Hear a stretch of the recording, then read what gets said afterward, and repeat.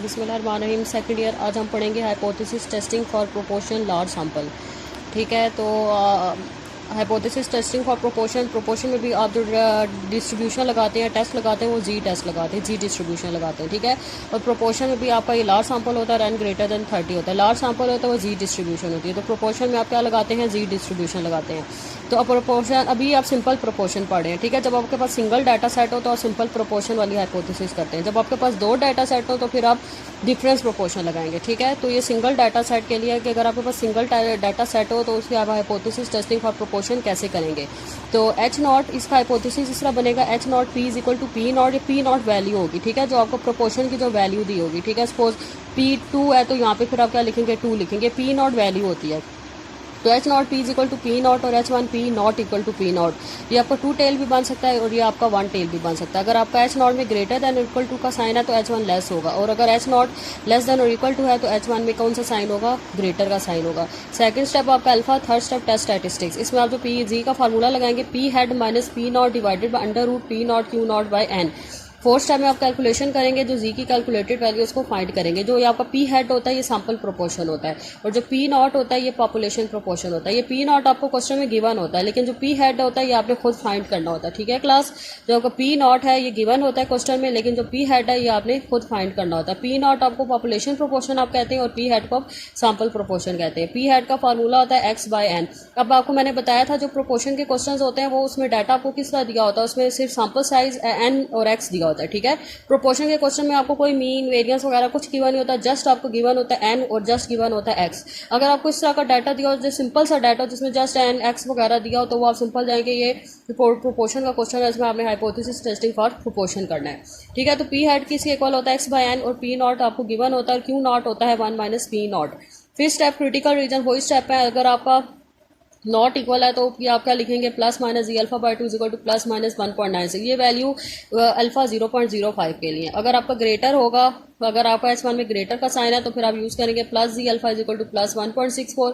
अगर आपका H one में लेस है तो फिर आप क्या यूज़ करेंगे, minus ji alpha is equal to minus 1.64। और सिक्स स्टेप आपका कंक्लूजन, आपने बताना होता है कि आपने एच नॉट को एक्सेप्ट करना है या रिजेक्ट करना है। अगर आपका नॉट इक्वल है तो आप इस तरह का कर्व बनाएंगे। ठीक है, ये आपका रिजेक्शन रीजन है दोनों, और अगर इन दोनों के मिड में आपकी पी जी की कैलकुलेटेड वैल्यू लाया करेगी तो वो एक्सेप्टेंस रीजन होगा। और अगर आपका ग्रेटर का साइन होगा तो ग्रेटर का पॉइंट इस साइड पर आता है, ये आपका रिजेक्शन रीजन है और ये आपका एक्सेप्टेंस रीजन है। और अगर आपका लेस का साइन आता है तो ये आपका जो माइनस का पॉइंट है वो साइड पे आएगा, ये आपका रिजेक्शन रीजन है और ये आपका एक्सेप्टेंस रीजन है। ठीक है, अगर आपका जी की कैलकुलेटेड वैल्यू रिजेक्शन रीजन में लाई करेगी तो आपका एच नॉट रिजेक्ट होगा, अगर आपकी एक्सेप्टेंस रीजन में लाई करेगी तो एच नॉट आपका एक्सेप्ट होगा। तो कंक्लूजन में आपने डिसीजन लेना है कि आपने एच नॉट को एक्सेप्ट करना है या रिजेक्ट करना है।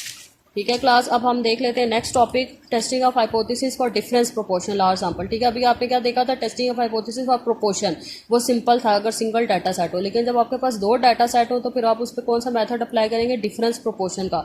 तो डिफरेंस प्रोपोर्शन में भी ये भी लार्ज सैंपल के लिए होता है, इसमें भी आप जी डिस्ट्रीब्यूशन अप्लाई करते हैं। ठीक है, तो इसमें आप इसके हाइपोथेसिस तरह बनाएंगे, H not p one minus p two is equal to 0 और H one p one minus p two not equal to 0। तो ये आपके 2 टेल भी बन सकते हैं और ये आपका 1 टेल भी बन सकता है। सेकंड स्टेप आपका अल्फा, अल्फा आपका क्या होगा, 0.05 कुछ भी हो सकता है, 0.01 भी हो सकता है, 0.1 भी हो सकता है, 0.05 भी हो सकता है। अगर आपको कुछ गिवन नहीं है तो फिर आप हमेशा 0.05 लेते हैं। Third step test statistics. अब डिफरेंस प्रोपोर्शन में आपके दो तरह के फार्मूले होते हैं। ठीक है, अब आपने इसको अच्छे से समझना है। डिफरेंस प्रोपोर्शन में आप दो तरह के फार्मूले लगाते हैं। अगर आपका सपोज ये P1 माइनस P2 क्या है, population difference proportion.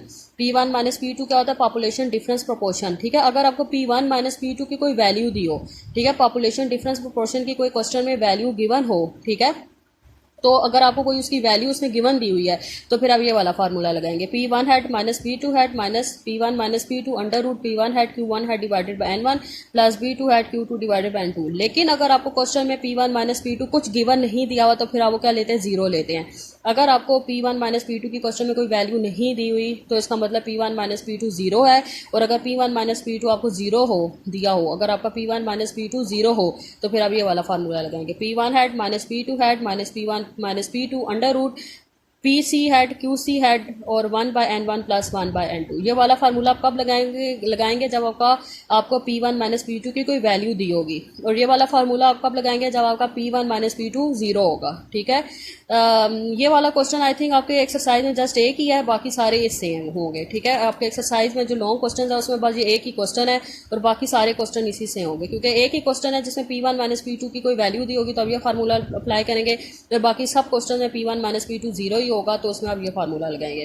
Fourth step में कैलकुलेशन ऑफ जी की कैलकुलेटेड वैल्यू फाइंड करेंगे, और आपका जो P1 head minus P2 head ये आपका सैम्पल प्रोपोर्शन डिफरेंस होता है, और P1 माइनस P2 आपका पॉपुलेशन डिफरेंस प्रोपोर्शन होता है। ये P1 माइनस P2 आपको गिवन दिया होता है, लेकिन P1 हेड और P2 हेड ये आपने खुद फाइंड करना होता है। P1 हेड इक्वल होता है x1/n1 के, और P2 हेड इक्वल होता है x2/n2 के, और Q1 हेड होगा 1 माइनस P1 हेड, और Q2 हेड होगा is equal to 1 minus P2 head, और PC हेड का ये फार्मूला है n1 P1 head plus n2 P2 head divided by n1 plus n2, और QC हेड होगा 1 माइनस PC हेड। यहाँ को फार्मूलाज लिख दिए हैं। फिर स्टेप आपका क्रिटिकल रीजन, अगर आपका नॉट इक्वल आता है तो फिर आप क्या लेंगे plus minus ji alpha by two is equal to plus minus 1.96। अगर ग्रेटर आता है तो फिर आप क्या लेंगे plus ji alpha is equal to plus 1.64। अगर लेस आता है तो फिर आप क्या लेंगे minus ji alpha is equal to minus 1.64। और 6 स्टेप कंक्लूजन, वही सारे स्टेप्स हैं जो भी मैं आपको सारे समझा चुकी हूँ। अगर 2 टेल होगा तो फिर आप इस तरह का ग्राफ बनाते हैं। अगर 1 टेल में अगर आपका ग्रेटर का H1 में ग्रेटर आता है तो फिर आप इस तरह का कर्व बनाएंगे। अगर 1 टेल में अगर आपका H1 में लेस आता है तो फिर आप इस तरह का कर्व बनाएंगे। सेम वही सारी चीज़ें, वही स्टेप्स हैं। तो इसमें भी आपने बताना है H0 एक्सेप्ट होगा या रिजेक्ट होगा। अब हम लॉन्ग क्वेश्चन देख लेते हैं, क्वेश्चन नंबर 35। तो क्वेश्चन नंबर 35 में वो कह रहा है a random sample of 200 workers they are selected from population and 140 workers they are found to be skilled. The factory owner claim that at least 80% worker were skilled in his factory. It is possible to reject the claim of factory owner at 5% level of significance। ठीक है, अब at least में कौन सा sign आता है greater than और equal to, और at most क्या होता है लेस देन और इक्वल टू। अब at least 80%, अब ये परसेंटेज जो है ये P है। ठीक है, जो ये परसेंटेज अगर आपको कोई गिवन दिया हो तो वो पॉपुलेशन प्रोपोर्शन होता है। ठीक है क्लास, अगर क्वेश्चन में अगर आपको परसेंटेजेस वगैरह गिवन हो तो वो परसेंटेज क्या होता है पॉपुलेशन प्रोपोर्शन, मतलब वो आपका P होता है। ठीक है, अब 80% है इसका मतलब ये आपका P है, तो P आपका 80% है मतलब 0.8 है।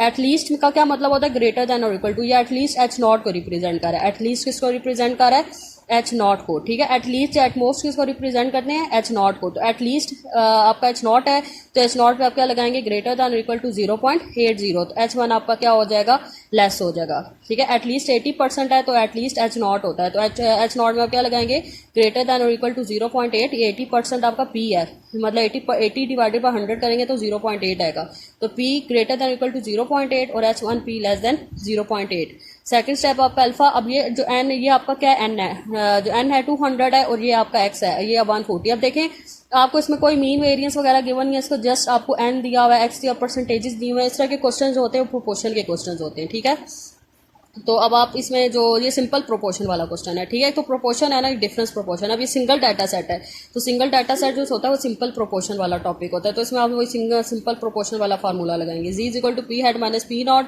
Divided under root p not q naught by n. तो एन आपके पास 200 है, एक्स आपके पास 140 है, पी नॉट आपके पास 0.8 है, और पी हेड आप निकालें X by N. P head का क्या फार्मूला होता है एक्स बाय एन, तो एक्स आपका 140 और एन आपका क्या है 200, तो पी हेड आ जाएगा आपका 0.7। तो क्यू हेड भी आप निकालें, क्यू हेड क्या होता है क्यू नॉट क्या होता है 1 माइनस पी नॉट, तो 1 माइनस 0.8 करेंगे तो क्यू नॉट क्या आ जाएगा 0.20। अब सारा डाटा इस फार्मूले में पुट करें। पी हेड आपका क्या है 0.7, पी नॉट क्या है 0.8 और पी नॉट 0.8, क्यू नॉट क्या है 0.2 और एन क्या आपके पास 200। इसको सॉल्व करें तो जी की वैल्यू आ जाएगी -3.534। फिर स्टेप क्रिटिकल रीजन, आपका H1 में लेस का साइन था तो आप क्या यूज़ करेंगे minus ji alpha is equal to -1.64। इसको ड्रॉ करें तो माइनस वाला पॉइंट इस साइड पे आता है, ये आपका रिजेक्शन रीजन है और ये आपका एक्सेप्टेंस रीजन है। तो जो आपकी जी की कैलकुलेटेड -3.534 थी वो आपकी रिजेक्शन रीजन में लाई कर रही है, तो आपका H0 रिजेक्ट होगा और नीचे एंड पे आप स्टेटमेंट लिख दें। ठीक है क्लास, अब क्वेश्चन नंबर 38 हम देख लेते हैं। तो क्वेश्चन नंबर 38 में कह रहा है candidate for mayor in large city believes that he appeals at 20% more of the women voters than men voter। अब 20% है ये आपका P है। ठीक है, अब ये दो डाटा सेट हैं। ठीक है, इस क्वेश्चन में आपके पास दो डाटा सेट है, एक वुमन का डाटा एक मैन का डाटा। इसका मतलब इसमें आप डिफरेंस प्रोपोर्शन लगाएंगे। ठीक है, तो जो दो डाटा सेट है वुमेन का डाटा और एक मैन का डाटा है। ठीक है, अब इसमें ये 12% क्या है P1 माइनस P2 है। ठीक है, अब इसमें आपको P1 माइनस P2 की वैल्यू दी हुई है। 12% P1 माइनस P2 क्या है 0.12। वो कह रहा है कि जो वुमेन है वो मोर देन है मैन, वुमेन मैन से ज़्यादा हैं, तो आप P1 H1 में क्या लगाएंगे, ग्रेटर का साइन लगाएंगे, और H0 क्या होगा, लेस देन और इक्वल टू होगा। तो ये 12% क्या है, P1 माइनस P2, ठीक है। जो परसेंटेजेस होते हैं पॉपुलेशन प्रोपोर्शंस होते हैं, ठीक है। तो अब ये डिफरेंस प्रोपोर्शन है, इसीलिए हम इसे क्या कहेंगे, P1 माइनस P2 कहेंगे, ठीक है। वो कह रहा है कि जो आपका पॉपुलेशन प्रोपोर्शन है वो मोर देन वुमेन है, तो women more than man voters हैं, तो इसीलिए आप यहाँ पे साइन कौन सा लगाएंगे, मोर की बात कर रहा है, इसलिए H1 में आप कौन सा साइन लगाएंगे, ग्रेटर का साइन लगाएंगे, और H0 क्या हो जाएगा, लेस देन और इक्वल टू। और 12% क्या आपका P1 माइनस P2, तो इसमें P1 माइनस P2 की आपको वैल्यू दी हुई है, तो इसीलिए आप जी में आप ये वाला फार्मूला लगाएंगे। अगर आपको P1 माइनस P2 की कोई वैल्यू दी हो तो फिर आप ये वाला फार्मूला लगाएंगे, ठीक है। और अल्फा आपके पास 0.1 है। 4 स्टेप कैलकुलेशन, आपको इस क्वेश्चन में अगर आप ये क्वेश्चन देखें तो ये आपका P1 माइनस P2 हो गया। अब इसमें वो जो वुमेन का डाटा है, जो वुमेन के डाटा में टोटल 100 वुमेन्स हैं, और उसमें से जो वोट वुमेन्स दिखा रही हैं, वोटिंग कर रही हैं, वो 62 है, ठीक है।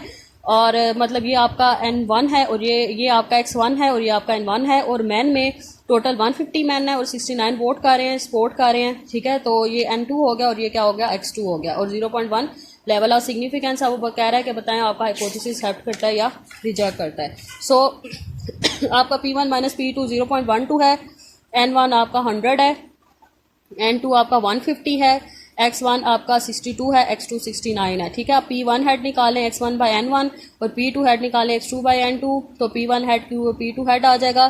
फिर आप इसी तरह Q1 हेड और Q2 हेड निकालें। Q1 हेड क्या होता है, 1 माइनस P1 हेड, मतलब 1 माइनस 0.62, और Q2 हेड क्या होगा, 1 माइनस P2 हेड, मतलब 1.046। तो Q1 हेड और Q2 हेड भी आपके पास आ जाएगा।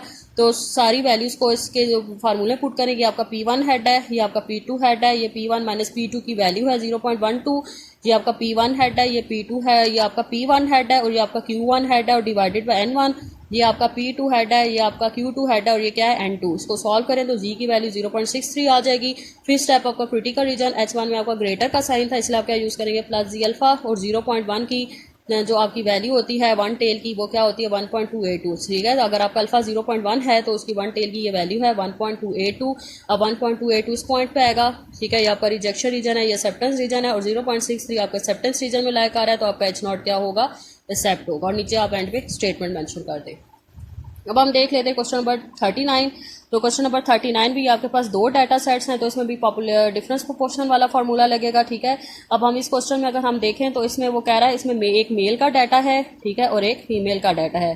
तो मेल के डाटा में टोटल 100 मेल्स हैं, और उसमें से जो 31 हैं वो एफिलेटेड हैं, ठीक है। और इसी तरह 24 वो टोटल 100 फीमेल्स हैं, उसमें से 24 जो हैं वो एफिलेटेड है, मतलब जो टेस्ट वगैरह दे रहे हैं, ठीक है, कोई ब्लड टेस्ट वगैरह इसका क्वेश्चन है, ठीक है। तो इसमें वो कह रहा है कि 5% आपने सिग्निफिकेंस लेवल है, इसमें अल्फा आपके पास 5% है, और इसमें आपने प्रोपोर्शन की, डिफरेंस प्रोपोर्शन की हाइपोथेसिस टेस्टिंग करनी है। अब इसमें क्वेश्चन में अगर आप देखें तो इसमें कुछ आपको P1 माइनस P2 की कोई वैल्यू नहीं दी हुई, कोई परसेंटेजेस में कोई वैल्यू नहीं दी, ना कोई हाइपोथेसिस में कुछ बताया हुआ है, ठीक है। या तो कभी कभी हाइपोथेसिस गिवन दे देता है, उससे भी पता चल जाता है, लेकिन इस क्वेश्चन में ऐसा कुछ भी नहीं है, हमें कुछ पता नहीं चल रहा, तो हम P1 माइनस P2 क्या लेंगे, 0 लेंगे, ठीक है। लेकिन इस क्वेश्चन में वो कह रहा है कि the man in the population affiliated with the blood disorder is significantly greater than the proportion of women implicated, ठीक है। तो इसमें ग्रेटर की बात कर रहा है, तो H1 में हम कौन सा साइन लगाएंगे, ग्रेटर का साइन लगाएंगे, ठीक है। और H0 में आपका क्या होगा, लेस देन और इक्वल टू, और P1 माइनस P2 क्या आपको 0 दिया हुआ है। तो जब आपके पास P1 माइनस P2 0 होगा तो आप ये वाला PCQC वाला फार्मूला लगाएंगे, ठीक है। अगर आपका P1 माइनस P2 0 हो तो आप PCQC वाला फार्मूला लगाते हैं। अगर आपको P1 माइनस P2 की कोई वैल्यू दी हो तो आप simple P1 head Q1 head वाला फार्मूला लगाते हैं, ठीक है। तो अब इसमें N1 जो है आपके पास 100 है, X1 31 है, इसमें से P1 हेड निकालें, N2 आपके पास 100 है, X2 आपके पास 24 है, तो इसमें से P2 हेड निकालें। फिर आप इसमें से PC निकालें, जब आपके पास P1 हेड P2 हेड आ जाएगा, फिर आप PC हेड भी निकाल सकते हैं, N1 P1 head plus N2 P2 head divided by N1 plus N2। तो N1 100 है, P1 हेड 0.31 है, N2 आपके पास 100 है, और P2 हेड आपके पास 0.24 है, और डिवाइडेड बाय 100 प्लस 100। तो इसको सॉल्व करें, PC हेड 2.75 आ जाएगा। फिर आप QC हेड निकालें, 1 माइनस PC हेड मतलब 1 माइनस 0.275, तो QC हेड आ जाएगा। फिर उसको जी के फार्मूले पुट करें, ये आपका P1 हेड है, ये आपका P2 हेड है, और P1 माइनस P2 आपके पास 0 है, ये आपका PC हेड है, ये आपका QC हेड है, और ये आपका N1 है, और ये आपका N2 है। इसको सॉल्व करें तो जी की वैल्यू आ जाएगी 1.109। फिर स्टेप क्रिटिकल रीजन, आपके H1 में ग्रेटर का साइन था, इसीलिए आप क्या यूज़ करेंगे, plus ji alpha is equal to plus 1.64। तो जब इसको ड्रॉ करेंगे तो 1.64 इस पॉइंट पर आएगा, ये आपका रिजेक्शन रीजन है और ये आपका क्या है एक्सेप्टेंस रीजन है, और 1.109 आपको एक्सेप्टेंस रीजन में लाइक आ रहा है, तो इसीलिए आपका एच नॉट क्या होगा एक्सेप्ट होगा, और नीचे एंड पे आप स्टेटमेंट मेंशन कर दें। ठीक है क्लास, या जो आपका सारा मैंने आपको समझा दिया है, तो अब आप ये नोट कर लें जो आपके क्वेश्चन नंबर 34 to 37 है, ये आपके सिंपल हाइपोथेसिस प्रोपोर्शन के क्वेश्चंस हैं, और 38 to 42 ये आपके हाइपोथेसिस फॉर डिफरेंस प्रोपोर्शन के क्वेश्चन है। ठीक है, अब आप इनके क्वेश्चंस को करें, मैंने आपको समझा दिया है। अब आपकी डायरी है कि आपने लॉन्ग क्वेश्चन नंबर 34 to 42 ये आपने करने हैं, और शॉर्ट क्वेश्चन 60 to 65 ये आपने करने हैं, और इसको अपने रजिस्टर पर उतारें। आज आपका ये चैप्टर कंप्लीट हो गया है। अगर आपको इस चैप्टर में से कुछ समझ नहीं आई या आज के लेक्चर में कुछ समझ नहीं आ रही, तो आप मुझसे पूछ सकते हैं, और इसको कंप्लीट करके मुझे चेक करवाएं। अल्लाह हाफिज़।